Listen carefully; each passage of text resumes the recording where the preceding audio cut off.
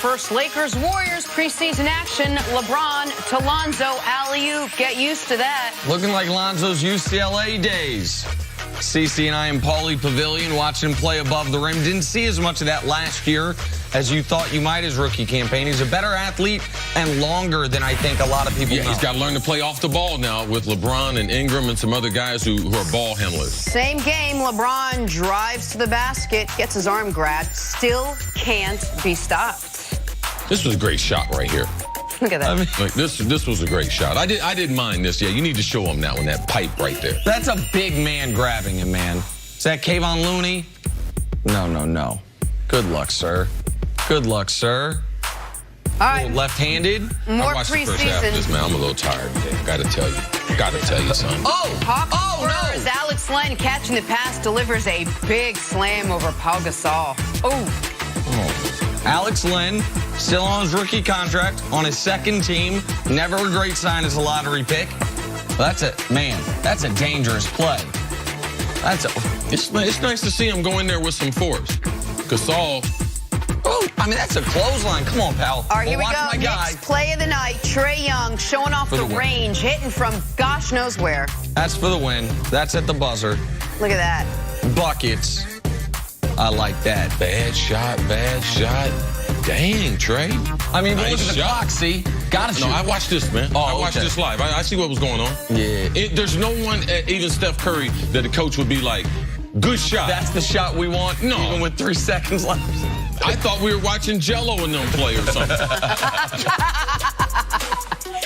All right, moving on to the Cowboys now, a team whose molehills are turning into mountains. As if the team needed yet more finger-pointing, wide receiver Allen Hurns had harsh words for the Cowboys coaches. He referred to the second interception Dak Prescott threw against the Texans last week as the worst play call you could make. All this as Dallas gets ready to play Hurns' old team, the Jacksonville Jaguars. Here is Alex Hurns explaining what he said. I didn't question it. Everyone knows that's not a good play call versus two-man. What's so unfortunate for us, that was the only snap of two-man. So it was just an unfortunate situation, but I ain't questioning the play call. It's not like, I'm just coming out saying a statement. People ask the question and I tell them how it is. I'm not throwing anybody under the bus, but as far as me, I'm just going to tell it how it is, for real. Does his explanation, Allen Hurns' explanation, make it better? See, what was your reaction? His explanation makes sense to people in football because a lot of times you call plays and different teams have a different audible system. Every coach, when he calls a play, he believes trying to predict what kind of coverage, what kind of front that they're going to be in. So every play they design is a great play to accomplish a certain amount. But depending upon what the defense is, some coverages are better or worse for certain routes. On this one, 3rd and long, they ran a deep curl route. It's 14 to 16 yard. The wide receiver is going to release off the line of scrimmage, drive up, straighten the line, and come straight back. What people call a long time ago a button hook, just a simple curl pattern. Seems very simple, but the Texans, they played two-man. Well, that means the guy is going to be inside of you, mirroring you, and he's going to get on your inside hip. So at the top of the route, Allen Hurns is saying, we didn't have a route adjustment. I wish Dak would have audible. So people asked the question after, what happened on the interception? He said, well, we got a play called that they actually had a better defense called. So this was not a good play against that coverage. Dennis Green, when he came to Minnesota, we ran that same play right there. But because of Jerry Rice and Bill Walsh in the West Coast offense, we put route adjustments on that because people would play myself and the Vikings in two-man. We broke it across the middle as a route adjustment. Dallas does not have a sophisticated passing attack. It took me a long time to get there, but that's what Allen Hurns was able to tell us. They don't have a lot of route adjustments, and the quarterback does not have a lot of flexibility in changing the plays at the line of scrimmage. So when we criticize Dak, we need to understand his system does not have the flexibility that Tom Brady has, not the one that Peyton Manning has, not the one that that Aaron Rodgers has, that you have a lot of route adjustments based on the coverage that will get you into a better route. people wonder why wide receivers struggle with going to New England. And the reason why is because most of their routes have some type of adjustment depending on what the coverage is. So I hope I didn't confuse people. But what Allen Hurns is saying, he's trying to answer the question the best way possible. The route that they had called, and based on their limited audible system, Dak, that was the best play. That was the best that they could do on that play. Little cross-examination here, if I may. So no when you problem. say when let the witness get a drink. when in New England, when they see that, is it an unspoken adjustment? Is there a signal? There's a combination. There are signals. There's also he can change the total route. And also, you have route adjustments that once you run a certain route. So during the route, you're making it's called reading it on the run. Okay. And most fans don't get a chance to see that. But playing wide receiver in the NFL can be very, very complicated. And how much information the wide receivers can maintain, it really leads to how flexible the system's going to be. Last year, Dallas got rid of the wide receiver coach and other offensive coaches. Remember Dez Bryant talking about he wasn't coached up? Remember other wide receivers saying, man, we weren't taught certain things? This all comes back to coaching in Dallas. They don't have one of the most sophisticated passing systems, and Dak does not have the flexibility that the upper echelon quarterbacks have in this league to be audible at the line of scrimmage. So that leads to the follow-up question. Why would you not give, whether it's Dak specific or just in general, why would you not give a quarterback that flexibility? All quarterbacks can't handle it. All players can't handle that flexibility in the system. It depends on a guy's football IQ and how much the offensive coaches are going to trust those players. So Jerry Jones, I bring this up again, I did it a couple weeks ago, came out and threw it out there. We want a Dak-friendly offense. And now I think we're slowly starting to see over the last couple games what that is. So when you say that the Cowboys don't have a sophisticated passing attack, is that all part of trying to make it a little more scaled back, a little easier for Dak Prescott because you don't think he could handle anything more? Well, this is the thing. We can draw that conclusion because of they're not growing the offense. He's been the starter there now going on 3 years. We expect every player for their game to grow. Also, there's not a trust factor either Dallas, because I know Scott Lanahan. I know the audible system he had when he's in Detroit. I know the audible system he had in the Vikings. It was very, very extensive. At some times, you have to do what the players that are with you.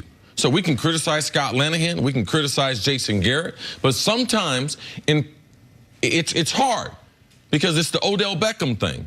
Well, what if the coaches of Dallas come out and say, hey, the quarterback can't handle an audible system? And then how would we feel? Been like, hey, that's great insight, coach. No, he would destroy the team that way. So a lot of times this information is not going to get out because they're trying to protect people. It happens in New England all the time. Be like, is this guy going to be good in New England?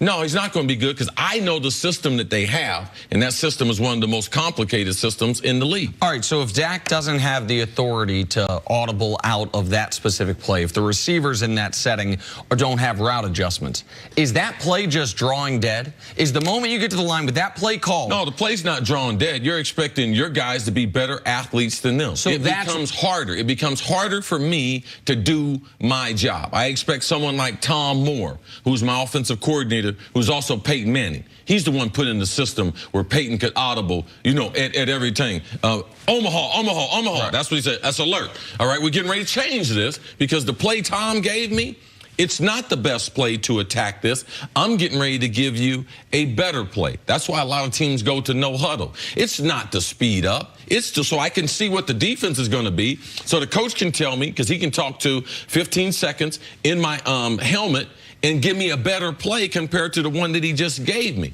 It's the way football's advanced over the years. Now, I don't have to wait, Jenna, to get to the sideline, to get on my computer to make an adjustment. I don't have to wait till halftime. People don't wait till halftime to make adjustments. They make adjustments play after play. And Dallas Cowboys have less flexibility in their passing game because they have a number of plays that they're going to do called call it and run it. That means my guy is better than your guy. And pro football's not that way anymore. All right, so then, so when you say they're athletes, you just got to do your job better, essentially, if you can't get out of the play. Then let's go to the wide receivers, because that's not who Allen Hurns was talking about.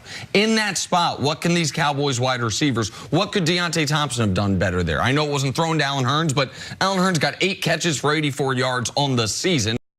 So what can those guys do better in those spots? Yeah, I'm not going to put the pressure on them because these guys have been role players. Allen Hurns has 1,000-yard season. Deontay Thompson has been, at best, in his best day in the NFL, he's been a number 3 guy, at best. I don't expect them to have the route savviness to be able to bounce down outside towards the sideline. Also, we got a young quarterback.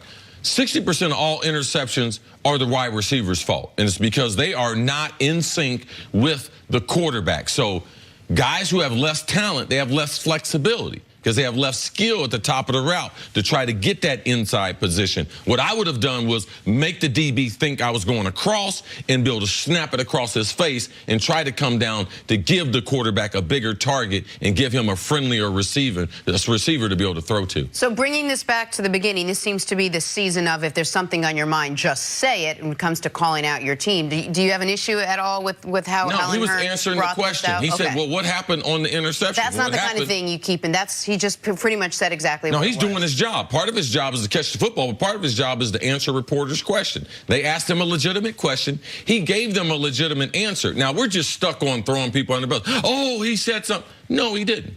He said they had a better defense called than what we had. We don't have the flexibility. He didn't say this, but I'm interpreting it for him. We don't have the flexibility to be able to get out of that play, and we don't have route adjustments that we ran a bad play against a good defense, and it resulted in an interception. Awesome. All right, got to take a break. Take a rest. Man, I'm exhausted. I'm tired just listening, but I know 100% more football than I did 12 minutes ago. That was hard for me, man. Coming up, what will the Timberwolves do with Jimmy Butler after he went nuclear at practice? You're on the hot seat next. First things first, right after this. Then we'll do some Seinfeld. We'll do some more. Softer.